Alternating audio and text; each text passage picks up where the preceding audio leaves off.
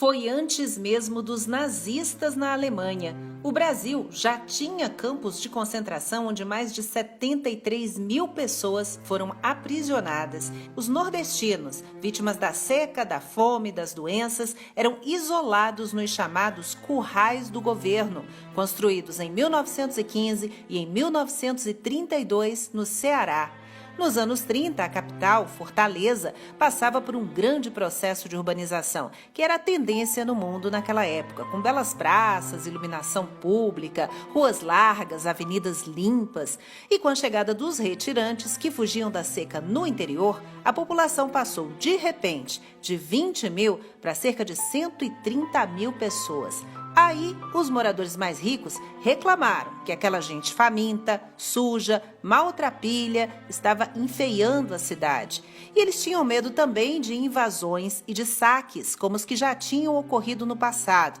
Então, era preciso mandar logo aqueles mendigos para bem longe. Em 1915, por exemplo, uma primeira experiência para isolar essas famílias de sertanejos numa área chamada Alagadiço, em Fortaleza, foi mencionada no livro O 15, da escritora cearense Raquel de Queiroz.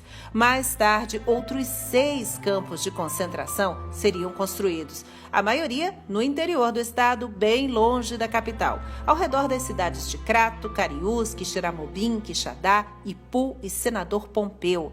Algumas ruínas desses alojamentos ainda podem ser vistas.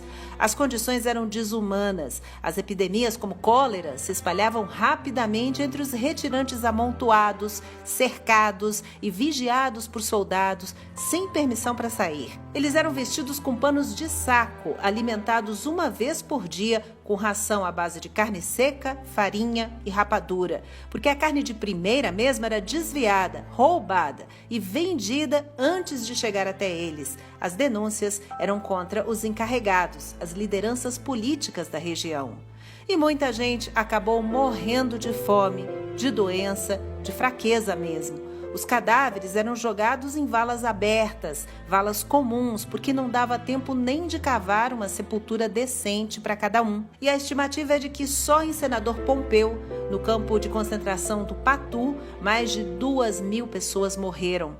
Até hoje, uma caminhada dos moradores do município homenageia essas vítimas do flagelo uma vez por ano. A estiagem no Nordeste é periódica. Ela sempre volta para assustar o povo. No Ceará, é especialmente cruel. Em 1877, ou seja, no fim do século XIX, na chamada Grande Seca, 1/3 da população do estado foi dizimada. Essas imagens aí de crianças famintas e esqueléticas foram exibidas no Brasil e no mundo na época e causaram escândalo. O imperador, Dom Pedro II, prometeu que venderia até a última pedra da coroa para combater o problema. E começou aí a construção dos açudes e a migração dos nordestinos. Milhares foram para a Amazônia servir de mão de obra na extração da borracha. A cada nova estiagem, o governo então criava frentes de obras. Muitos sertanejos foram empregados, por exemplo, na abertura da estrada de ferro de Baturité, no Ceará.